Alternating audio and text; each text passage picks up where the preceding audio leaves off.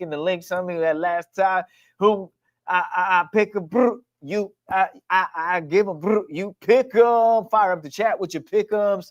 FM Liberty, Liberty, Liberty. Amar Liberty. Gamecocks NYL like that. NYL Marcus Fever. Let's go with the Fever. Vito King Liberty.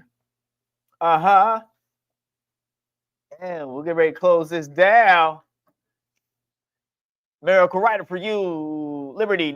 Michelle Harley, New York. Who runs New York? New York. Go AB, Kimmy. Go AB, Fever. For the Fever. Any other Fever? Anybody else? Good about to shut this. Pick them down. 10, 9, 8, 7, 6, 5, 4, 3, 2, 1. AB put Liberty in there. Shot is good. James of Flatbush said, undecided. Can't hide it. Here we go. On to the next. 8:30 p.m. Eastern Time. Saturday game. Badger, baby.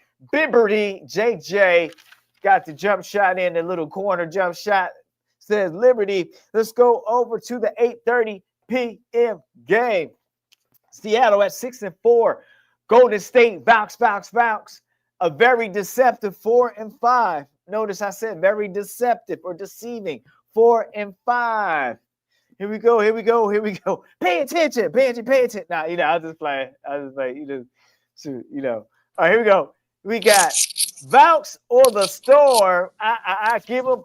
You pick them. James Flatbush came in with the Vaux. Mocha latte, Vaux. Badger baby, we just finished talking. You get what?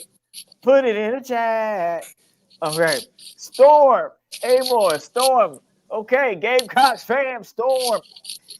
Vito King. Vaux. Kimmy. Vaux. Milk Rider for you said. Golden State FM says Storm. Badger baby. Vaux. Mocha latte. Vaux. Okay. Make sure I got that in. All right. We about to close this out. Production Coleman wants to know, are you coming back to do pick'ems at the end of the game tomorrow, or are you doing Sunday right now as well? I will come back to the end tomorrow. Got you. We appreciate it. And Shonda Del Rey, I'm late, but Storm, I'm late, y'all. Pass me the chicken. JJ put Storm, big up, knuckle. 1, 10, 9. AB says Storm. 9, 8, 7, 6, 5, 4, 3, 2, and 1. This pick'ems for Saturdays are pick'em. Coach, where's the game at? Oh, the game is in San Francisco, California. Michelle, aka 55. Okay, so on that note, this pick'em has been brought to you by Uncle Junie's Transmissions, Brakes, and Coffee Shop coming to a corner near you. Get Junified. FM says, knuckle, please, knuckle. Okay. All right, back to you. Paging Productions. All clear. All right, we got the pick'ems in. Mom, Marlon. Coach, I don't know. Are you we gonna do some post game talk about the game? You can hang out to your time. Say nothing to you. Got to go, Rob. I think you got something that's bumping into your mic. I think you got something that's rubbing against your mic. It's his bling bling. Oh, you blinging. Your bling is killing your sound. All right. I'm good. His bling, his drip. Yeah, there you go. There you go. Yeah. Yeah. My bad. It might. Let me tuck this in right quick because it might be what it is. Causing a disruption. It's causing a disruption around here. Yeah. My bad. But I'm here, man. I'm here. Post game. Las Vegas Aces versus Dallas Wings. Seth, what's the word? What's going on?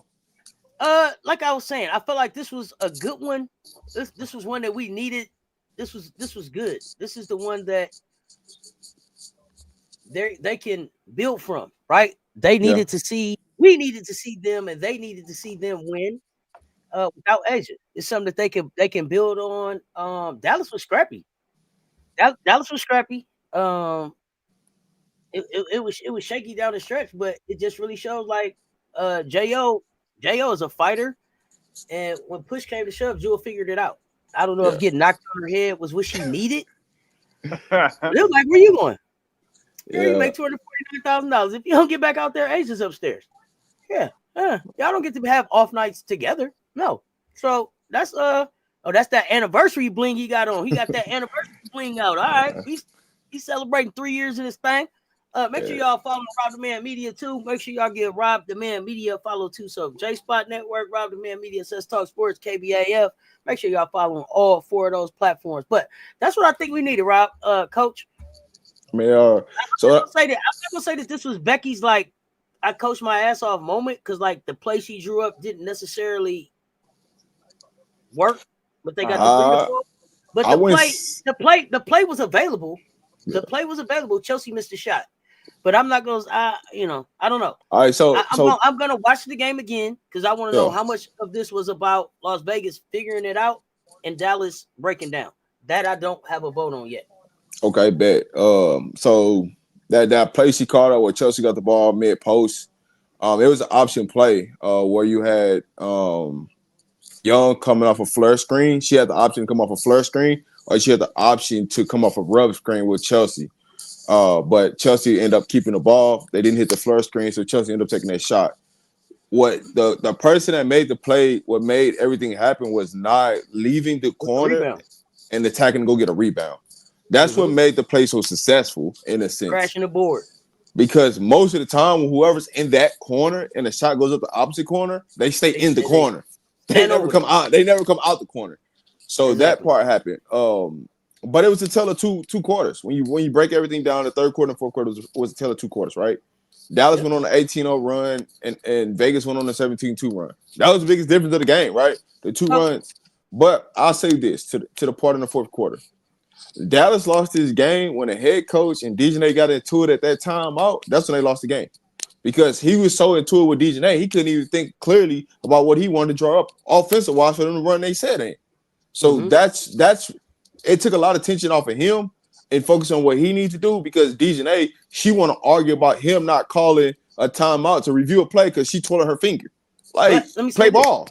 But head coach, how come you wasn't able to tell her, hey, we ain't talking about that right now. Move on to the next play. We trying to go win the game. I need for him to be able to control the team right there. But I also want to know from y'all, because you said up until the fourth quarter, Dallas had won this game, right? Yeah. Enrique looked like she had figured out how to play with Dallas. Does Enrique have to be traded out of Dallas?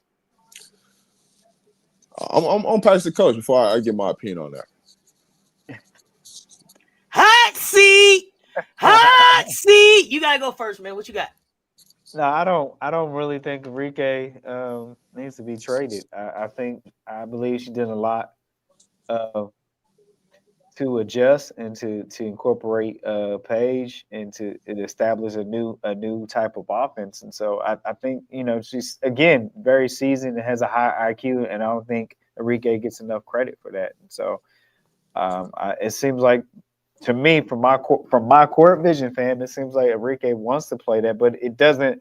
That you don't change your habits overnight. Like, new things don't just stick overnight. It takes time. It looks a little awkward or out of place until you go through some things together. But I've seen great adjustment from how Enrique played last season to this season. I've seen adjustments from my court vision, but this is my court vision. So back to you, Rob. I'll say this tonight. When you look at Enrique, she grew up tonight.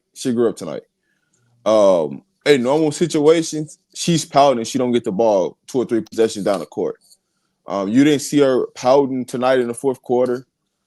She tried to trust the system and allow Paige to have the ball. But right now, Dallas still trying to figure out down the stretch, who do you go to? What are they running? what kind of action are they getting into, right? You get the ball in Paige's hand, but also how do you incorporate Paige and Enrique down the stretch where both of them two are both touching the ball, and it's not just one or the other touching the ball, and they're playing with some type of ball movement, body movement. So they're still trying to figure that out. You could tell that they're still trying to figure it out. But I mean, that's on the coaching staff, really. When you look at the whole grand scheme of things, of not putting him in the right situations, but he also can't get caught up in, hey, if something don't go right or your players feeling some type of way, man, you got to say, hey, man, move on to the next play. It's got to be next play mentality. And when Dejanay got caught up in that twirling finger situation, guess what happened? She went 3 straight possessions, gave up a foul, 3 straight possessions, and then lost them the game. And it fouled out of the game. And it fouled out of the game. So let me ask you this though too. Did they miss Big T? No. And I'm asking that, and I say that because, and not so much because of what Big T was, the body, that being able to have that body on the floor, because it seemed like Hines Allen may not be enough now. Hines Allen and Big T on the floor for Dallas look different than today. Hines Allen, a couple bumps, couple plays, you off the floor. They don't have no interior, nothing going on. So their center gave him decent production. So I can't say that they missed Big T because she gave them the same production that we get from Big T. And so it really wasn't, what did you really miss in that situation when number 18 for their center gave you the same thing Big T was? So they didn't miss it. It's just they got this right now with Big T gone and them trying to figure out everything. If they get going, it's going to be hard to put Big T back into the equation. I just don't know I just don't think they truly know what they're doing with the 3-4 spot right now, and that's the part they try to figure out, which is what do you do with Dejanay if Dejanay not going or she's in her own feelings about something? You don't have the balls to pull her out and put somebody else in, right? And then you didn't have. I think the biggest piece component to them was they missed Maddie tonight more than anything because she's their effort scrappy player. I think they missed her more than they would have missed Big T tonight. Let me tell you what else I saw. And I see Gamecock fans saying the real issue is NaLyssa. Yeah, they didn't trade her. Today, what I saw today about NaLyssa is Sanaya Fagan could do that and more. They need to trade her. I need to trade her. I would like to see Fago down there. I don't know, Coach. You tell me. I think they need to go ahead and trade NaLyssa away from there. Wait, you tell me, Coach. You said NaLyssa? Yeah. Yeah, I don't see. I think it's more of a distraction just because of the relationship piece. And so when you have that let's be honest, too close, it takes away from the focus, the details. It can take away from the maturity and the pettiness. So it's all some of the non-basketball stuff that can spill over into what you need to focus on the court and in practice. And so I haven't seen it been healthy keeping those two together. Really, I don't see any. Some people can handle that and manage that. But I think it's not enough maturity there. You got to grow up some more. So I think they're mature about it. They can handle it. You try to accommodate and be, I think, embracing people and get, and grow the league and support the professional players. But there's sometimes we got to say, hey, we're not carrying you two. This is better over here, and Carrington, you're better over here, and you two need to figure that out. That's not our responsibility. But no, here's the thing. Y'all empowered them like that when y'all told them and the world that, NaLyssa, you get to come here because we want Dejanay. Right. I know. I understand that, but now So now what are you going to do? Because, see, you empowered me, and you said that was part. You cut the deal with me like that. Right. So now what? That's the worst. That is the worst. That was the deal we cut. So now you're going to send NaLyssa away and risk having NaLyssa go away, right? And then have me be upset because you didn't keep your promise. You didn't keep your word. I'll be around here like James Harden was doing Warrior. He lied to me. He lied to. We tried to experiment and it's not working well. But I think that's the worst basketball mention they brought to life for that situation. Listen, I mean, the way this thing going, listen about the player stuff out the league, the way this thing going. And then also she looking like KB out there a little bit. Just up there, just getting cardio and just giving out fouls more than anything else. And it's tough because she's talented. She got skill set that can be utilized. I just don't think Dallas is the place for her skill set and what they're trying to do constructively.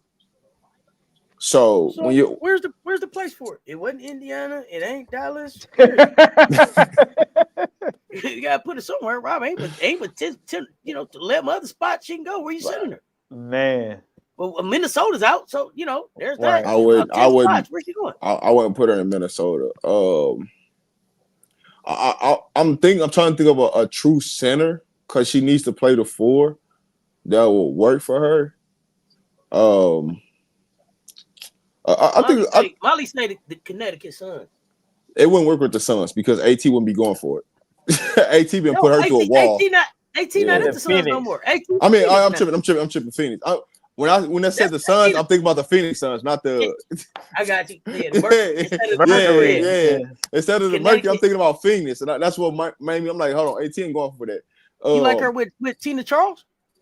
Her and Tina Charles could work. They need some offense up there. They need some people they can go to. I mean, she's in a tough situation. I'll say that she's in a tough situation. Mm-hmm. But I just think that the Dallas experiment is over with. You can't really. I was gonna send her to LA, but I'm like, I don't know that can work because Cam Brink finna come back. You can't send her to Seattle. She might be able to go play in Golden State. No, we ain't doing all that. Hey, they fine over there. They fine over there. Now they got legit me here over there. Now hold on. Yeah, and the reason I'm saying Golden State is because they got a lot of players that's finna be out. You know what I'm saying, for the Eurobasket stuff like that. So that could have been a possible spot, but it's too late for that now. But she got to go somewhere. She might end up on one of them expensive franchises. You know what I'm saying? Did you talk about Atlanta? No, I just don't think it'll work in Atlanta. They don't need Atlanta. Her. No Washington. I ain't trading none of them young pieces listen, I ain't trading none of them young pieces away. You crazy? Nah, I can't do that one. But does it have to be a young piece? Is there another piece that you would trade for her?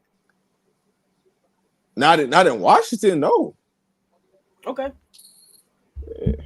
You can't trade. Listen, you can't trade in Washington. They young pieces of right. They got a good solid four-man rotation. That you ain't worth breaking that up. You didn't want to trade her for Shakira? Nah, hell no. No. That's just because you don't want Bay to go to Dallas. No. That's only because you don't want her to go to Dallas. Yeah, I know. Truth that's coming all. out. I don't need her in Dallas. That's a bias coming in right there. I see bias right there. Who else? She can't go to Dallas. Nope. Ain't had it. So y'all are both coaches, right? Y'all are both coaches and have coached at high levels. You're Becky. How do you feel about tonight's game? The overall performance, like what is it?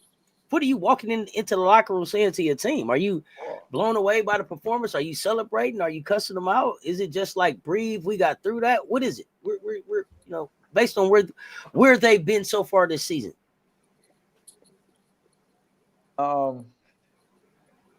It's pro sports, so they already know. I mean, adults already know where they fell short, and they didn't start well defensively, and it was defensive in spurts. But then, in fourth quarter, my go-to phrase is they played defensive enough. So it's just, I think, going back and treating them with respect and say, let's see how we can overcome this quarter. This is where you use the analytics and show, because people already know what they've done. They know where they made mistakes. They know where they have turnover. They're aware of that. So I'm not a person. When I coach semi-pro, I'm not a person I'm going to go kick up the dust. Like we already know. So what is it that we need to do so you can reward yourself? So we're not doing the same thing. How do we make better habits? Let's talk about, do we need to, rest, rotation? As a pro team, you talk about it. Do we need to look at that, not disrespect to somebody, but look at it, the whole overall picture is the win. So we're talking about this. Do we need to look at making adjustments on playing on minutes, not because someone did something wrong, because the overall goal is to win the game. And so, and that you kind of put some pressure on to see who's really there to win and who's just there to fill their fill their stat bucket, So, Mhm. but yeah, that's usually how I go to because the game don't lie. Let's watch film Gotcha. together and let's have a discussion. Like the game is gonna call me out where I missed the coaching opportunity as a Sure. coach, and the game is gonna call a player out where they missed their assignment or they didn't knock down shots that they were capable of, and so you know. So yeah, I'm not big at with adults at that age. I'm like, let's look at it together, and then you got to go to work. What's your plan of action to get it done? Yeah. Gotcha. Before I go into it, I'm gonna say the funniest thing I've seen in this chat is the Aces shot 28 free throws and the Wings only shot 11. Right? Was the Wings really driving the basketball, or were they shooting a lot more jump shots? Make it make sense. We all watched the game.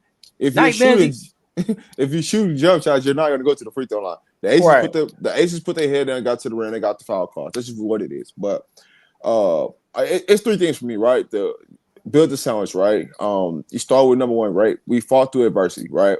We were down as much as 11 in the fourth quarter. We fought all the way back to end up winning the game by 4, right? That's the good, right? The bad is we're going through a lot of stretches playing defensively bad. We still trying to figure out defensively what are we going to do to get better, right? So there's going to be some tweaks, there's going to be some film sessions and break all that things down.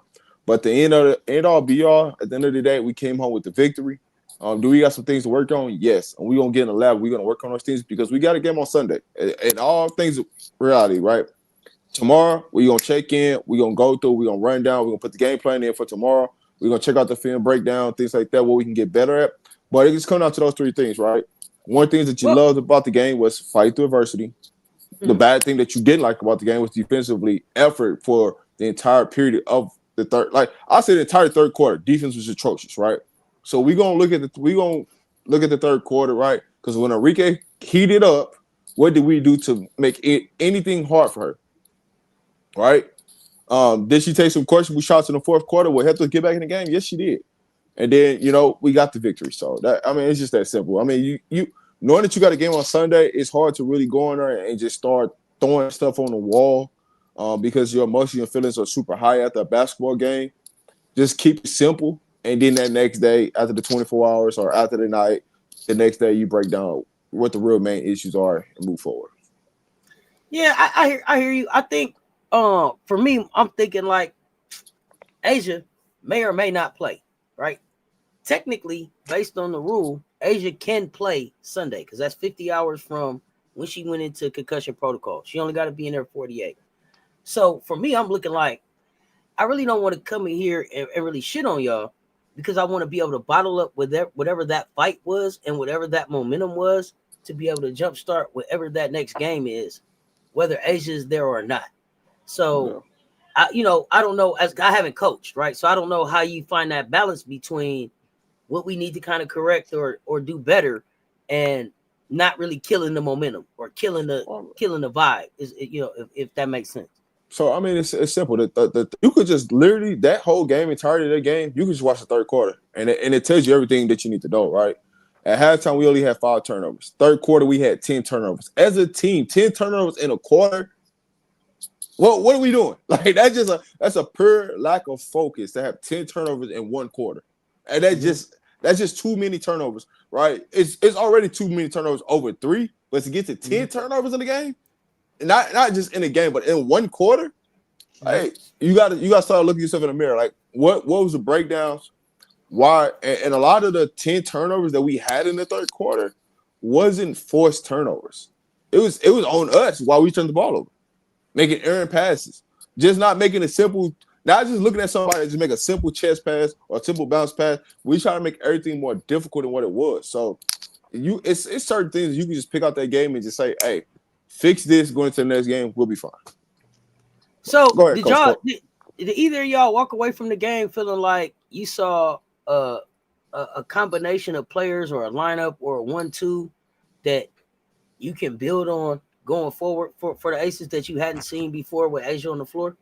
Well, I'm gonna say no because you play according to who you playing that night. So I don't, as a coach, I don't use that as this is a good lineup for the next team because you got to match up you got to match up your players, your personnel with the next team, and they play at a different level, and they may shoot at a different level, and they may do different, and they run different offensive sets. They're looking to do different things. So this team kind of for tonight. So I just look at it tonight. We were able to have enough, personnel without a player to get it done. I think if it was a different team, you don't get out. I mean, let's be honest. We might not get out without A'ja if we're playing a different team. We might not be getting out of there with a win. I'm gonna just be honest. Right. So sometimes it's what I call the favor of the schedule.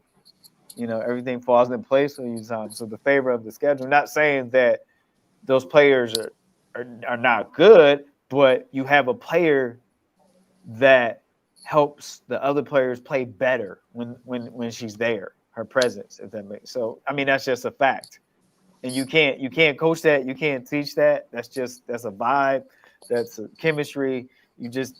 She's her, A'ja is her. You just have a player when they're there, they play better. It's a different level of defense, a different offense. They can go on offensive runs just because A'ja is there.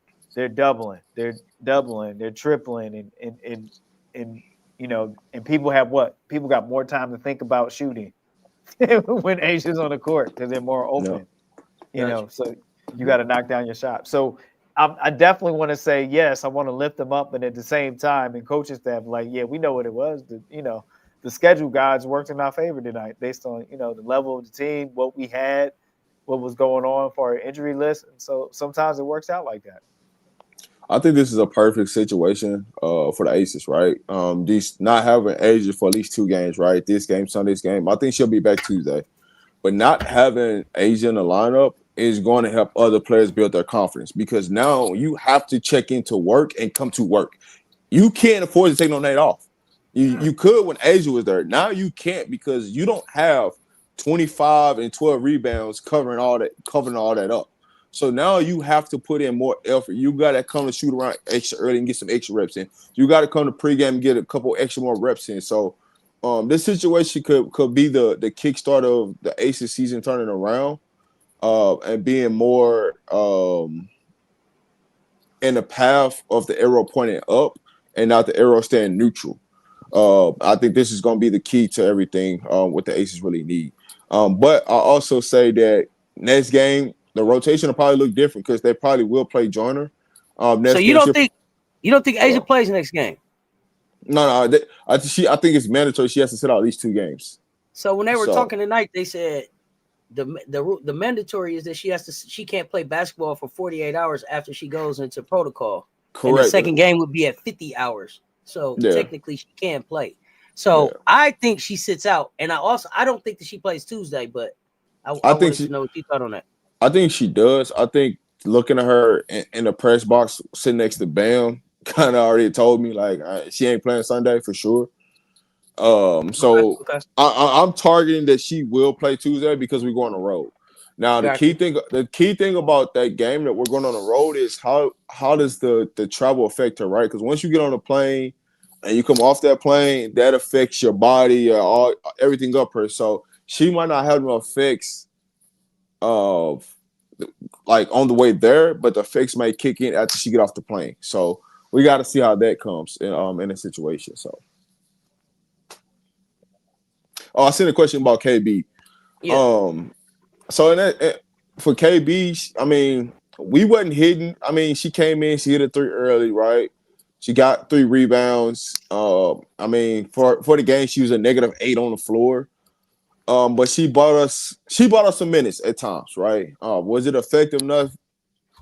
What was you really expecting for KB to really go do? Let's be honest. What was you really expecting KB to go out there and do, right? Whatever she give us is a plus in the situation. That's what I would say to the KB question. Why she played so many minutes? It's one of those things is if we already too small and so you take Kelly off the floor, right? Now you got Kia Stokes in there. Kia Stokes half the time ain't even looking at the basket. You got to throw something in there, right? Throw KB out there. If she give you a plus, hey, it's a win-win. If she doesn't, move forward. So it's all right. But go ahead, Coach. If you got anything about KB, because that was a question that was in the chat they wanted to answer. Oh man, when I hear KB, I just think of a a movie that was revised 2 times. I think of Bad News Bears. I mean, she's gonna do something. It's gonna be ugly, and sometimes it works out, and sometimes it doesn't. You know what I mean? So, I mean, I can't be mad at KB's hustle. I can't even be mad at it. That's where I'm at with it. I can't even be mad at it. But tonight, like you said, though, in all sincerity, tonight bought some time for players to get rest, and that's really what KB should be capable of. Give me 3 minutes here, 4 minutes here. Don't get cooked on defense. Yeah. Just give up. Look, give 2 hard fouls. You're not gonna be in the whole game, so give up 2 hard fouls while you're in there. So you don't get beat. So yeah, you should be able to use KB like that for spot minutes. That's it. Yeah. I'll say this: the only reason why KB has a -8 is because she was just happened to be in a game where Enrique just got started to get hot. It's like that's the reason why. It wasn't had nothing to do with her. It was just when Enrique got hot, she just happened to be in the game. So it just happened to be a negative. So but the thing about it was everybody else was able to give better pluses in that situation because they were able to get back in the game. KB just wasn't able to get back in the game. So so she is ended up with a negative. But I say this to say that the person that gave us great minutes, even though she missed 2 clutch free throws in the fourth quarter, was Tiff. Right. I think Tiff came out and she played with some energy. She got some steals. She was hustling. She got to the line to get us in the bonus. Once we got into the bonus, that's when it started going downhill for Dallas. Because they just kept fouling. But Tiff was a person that really got things going and bring that energy to help us get the victory in that fourth quarter. Right. No, definitely. But back to KB. You know what KB remind me of when I used to go play on the blacktop outside, and you gonna pick them up because they gonna be on your team, and you pass the ball to them, and then you get KB like to pass the ball back to you. You gotta. There's a situation where you gotta pass the ball back to them, but you already talked to them like, hey, when we pass the ball, look like you gonna shoot, but reverse the ball back, and then you gotta yell their name because they get that look in their eye like they want to. KB, hey B. KB, like that. KB, like. Now I do give KB credit because she was looking aggressive. She looked to score the basketball. Unlike some people's out on the floor, some people like, oh man, I don't know if I want to shoot this. At least KB looked like she wanted to shoot the ball. You know what I'm saying? You gotta give him credit there. But then we got to go back to what you said with Tiff. I mean, I think as you get further into your season, and it's 44 games this year. Those like Tiff Mitchell, the minutes of Tiff Mitchell, those things mean a lot. Sometimes it's overlooked early because everyone is looking at all the flashy trinkets and the flashy stuff and the drip kind of plays, and not it's all these role minutes, these filling minutes that stretches your the health and stretches what your team can do, and then you learn how to use everybody well together.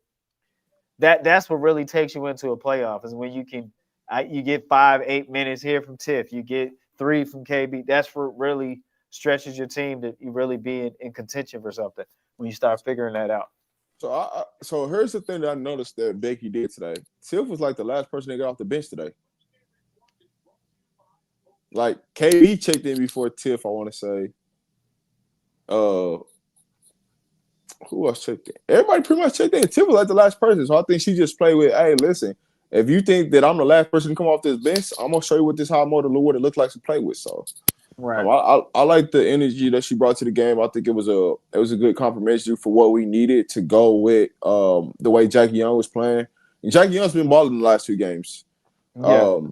I think it was a so-so game from Gray. I think she could have played better, but also think that she was a little bit more facilitating today, which I'm fine with it, right? She gave us a great balance there. We got to see a side of Drew Lloyd shoot the ball. And she made a clutch shot in clutch minutes.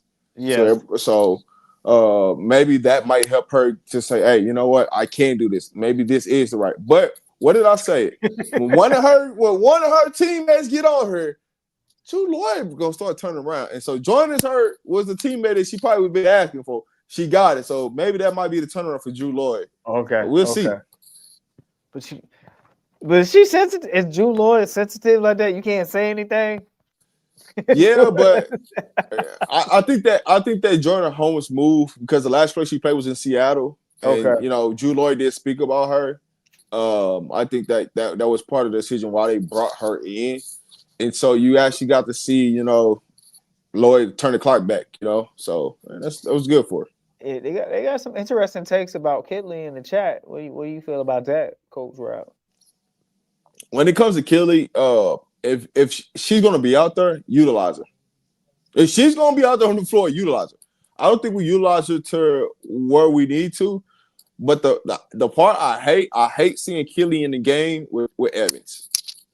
Because every time Kitley rolls hard to the rim, Evans will not pass her the ball. If you see somebody numbers, let's just put basketball 101. Hey, you take you with you. Post player numbers, what does that say? That means they got them passing the ball. They got somebody sit on their back end, throw them the ball, and let them go get a foul. Or at least, hey, man, throw the ball to them, cut off of it. They can give you the ball back. But, then I think the key situation, we didn't play Evans in that fourth quarter because I don't know what we need to do something with her. I don't even know what to do with her now. But I don't want to see Kitley and Evans on the floor at the same time. It's just not a good situation. Yeah.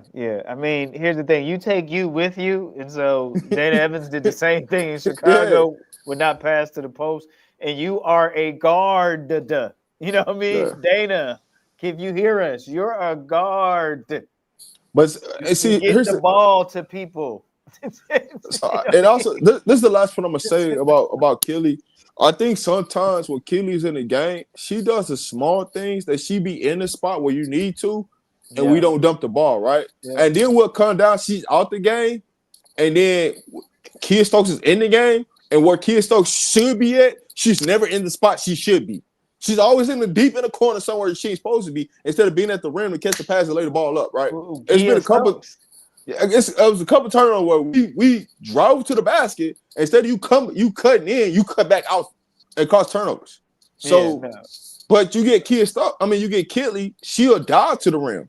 Right. So it's like, I think they get confused on which big is in the game at times when they're out there on the floor, because Kitley will dive, she will look to score. Yeah. And Kia's like, man, I ain't looking to score. I'm just out here.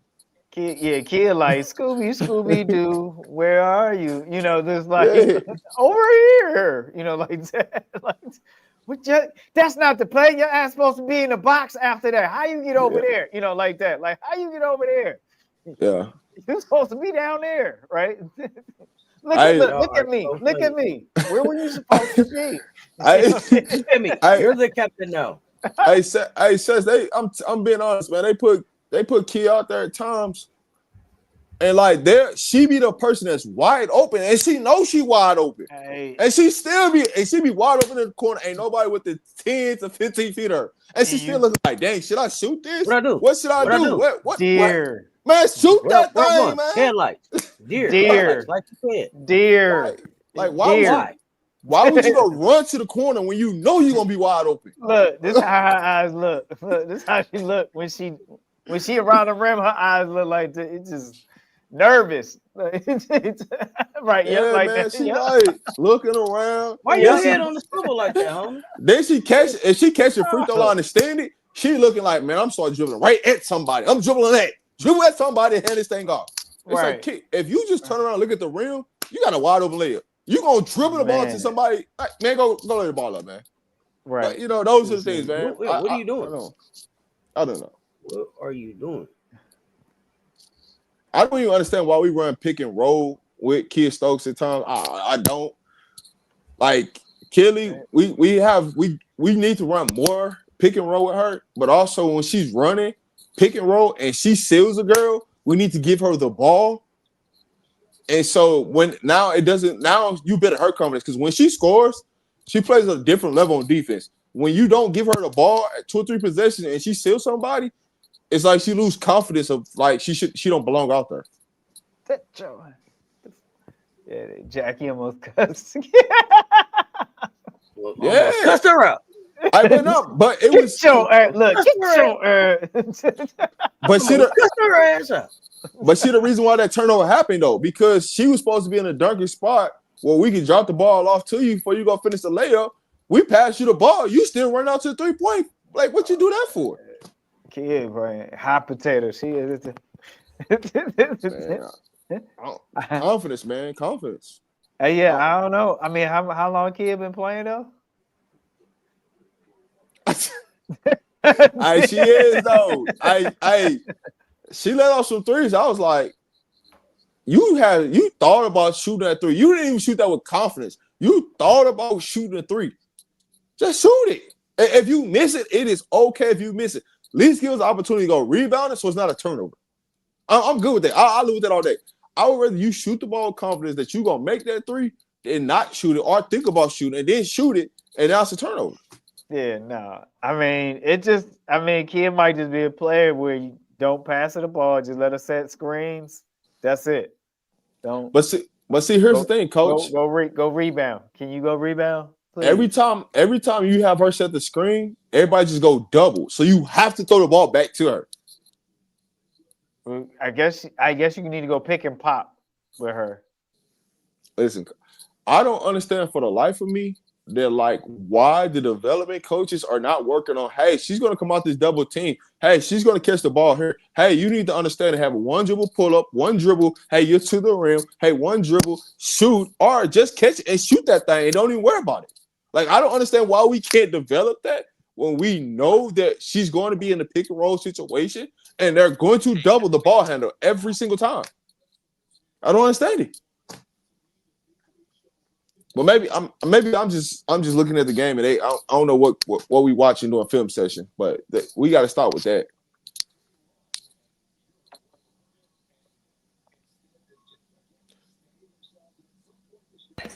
All right, so where we go from here? On our way up. How we hold this thing together? You got to. I mean, you got to increase Kitley's time and see if she's getting stronger. Definitely, Kitley's a big piece. See how you incorporate Holmes if there's some maturity there. Tiffany's getting healthy, coming off an injury. Tiffany Mitchell. So I think you got to look how you manage minutes and how you use people in the spots and be more. Also, it's about substitute. You know, when another team substitute, you counter. It's the chess game. You counteract with your substitute. So. I think they got to be more mindful of that too. Transition defense, definitely got to get better at transition defense. That's all I got. I know we won this game, but we about to go play it. We about to hit a tough part of the schedule right now. Yes, we are. Because guess what about Phoenix? Guess who's coming back? Kai. Yeah, she playing. Yeah, Kai. And like return was coming. We knew it was coming. Yeah, they're gonna be healthy come walking into Sunday's game, like fully healthy with everybody on the roster damn near.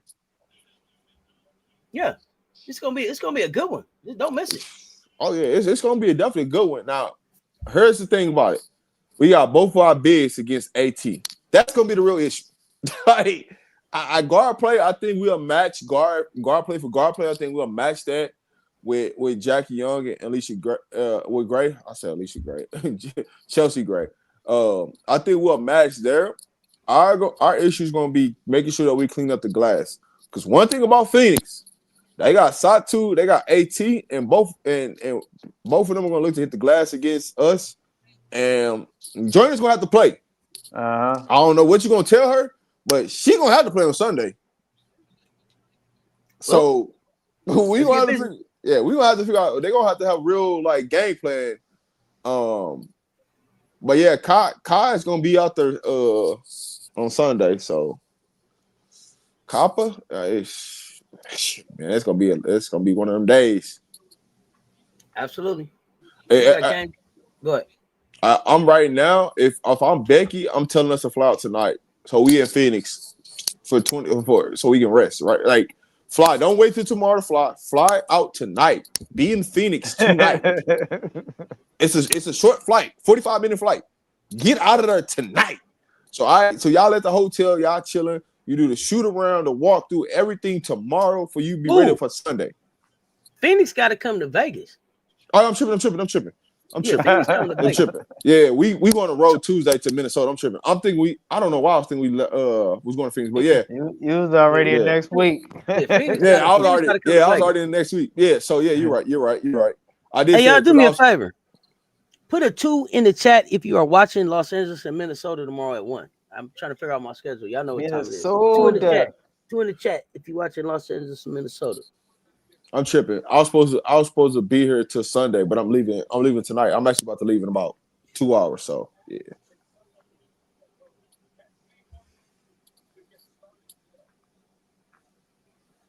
Okay. Did you have anything else you wanted to say about the game? Any other I mean, that's just my initial thoughts. Of course, I'm gonna go back and watch it, see where we can get better at things like that. But I mean, that's my initial thoughts. I mean, that's what I got so far. I don't know if Coach Coleman got anything else on it before we get up out this thing. Yeah, not a lot of people watching Los Angeles, Minnesota. Okay, put a 5 in the chat if you watching New York at Indiana. Put a 5 in the chat if you watching New York at Indiana. No, I mean, I think the thing is that, you know, every season you got to look at what offense fits what you have. Yeah. Now this season, and you can't just go with what you know, and that could be a challenge. And then along the way, you got to implement and put some wrinkles in your progression in your offense that you have. And so, hopefully, look to see that. That's how I would look, is just make some adjustments, some sets. Just find different creative ways to get your guards going offensively. Mm-hmm. And that's what I would look at. How can I get them going, get them confident, where it kind of alleviates some pressure from. So, because here's two sides of that. Like, yeah, you go into the post, but if you know they're doubling, we need some perimeter action. So now they can't squeeze down. They can't pin down on Asia when Asia comes back. So now that we can get some consistent shooting where the defense is concerned, now that opens up your posts. So sometimes you have to go outside the end. You have to force them to come. You have to stretch, thin out the defense. You got to force them to come play the perimeter higher because you're knocking down shots. And so, what are some creative ways we can do that? Get them in their sweet spot, as they say. Lack of a better word, but that's all I could think of. But got it. So here's my last point to this. Let me get a 7 in the chat if you watch the Seattle and Golden State. Go ahead, Rob. I often say I think you waited too long here. I think people are watching that the first and second game, so you good there. It was a little delay. It's a little delay going on. It's still a certain number of twos. It's still a certain number of twos that I gotta see for me to come on live at 1:00. Yeah. Otherwise, they have to catch me in a mention. I see some twos. I see 4 or 5 though. Go ahead. I'll say my last point about Vegas is that we played Dallas after Asia was hurt or whatever, so it kind of helped us. In the sense that we did play a bottom team in the league, and the first game wasn't playing Phoenix, and we get a demoralizing loss, and then trying to recover from that, and then have to play Minnesota. So I think this was a good game for us to actually have to play, knowing that Asia wasn't going to be available. So we're good. All right. Look, like I said, I thought it was a good lesson, something they'll be able to build on. Still some work to do. For sure. Chicago. Chi-Town. Y'all gonna have to figure it out. Man, I don't even. That's a whole show for it. Yeah, look, Chicago better not lose on Sunday. I know that. They better not go into Connecticut and lose. It's the battle of the 27s. That ain't gonna work. So. Hold on, Seth. They actually need Connecticut to win. They need Connecticut to win. Chicago need Connecticut to win. If they want their draft pick. Yep. Yeah. But do they want the morale to go in the toilet? See, gotta figure it out. And that's the thing. If you let Connecticut win, but some of the people is like, what I care about you getting a draft pick for? I ain't gonna be here next year. Right. So that's what I mean. You gotta be able to sell it. We're gonna see what Stanley's able to do. I'm gonna tell you right now, Connecticut gonna try to throw that game now. You ain't gotta worry about it. I mean, you can tell by their roster that they're trying to throw games with. That's all right. Yeah. Hey, listen, it always happens. Says they'll be up like 5 to 10 points in that range going into the fourth quarter, and they'll lose the game because they don't. They just go into all these crazy lineups. Well, Like, Rashid put everybody. He put everybody. He's like, oh, okay, I see what work. We don't need that right now, but we'll see. All right, all right, yeah. Hey, he got a plan. I know what it is. He gonna be more international. He's gonna be so international next year. But y'all, I've been doing this thing right here for like 5 hours and 45 minutes. Oh wow. I appreciate y'all pulling up and rocking with me all this time, rocking with us. Make sure y'all following Coach Coleman, Rob the Man Media, J Spot Network. I appreciate y'all supporting, pulling up on the show. Y'all know what it is. Until next time, until us. Wait. Haha. Dallas did their presser differently. Oh gosh, I'm on my way to the mansion to see it. They had Enrique and Luisa speak separately from Yoga Chris. Wow. I'm pulling it up. I'm pulling it up in the chat. If I don't see you before Sunday, happy Father's Day to all the fathers out there. Thank you. Thank you. Until next time, y'all stay tuned. Talk soon. Yo, we are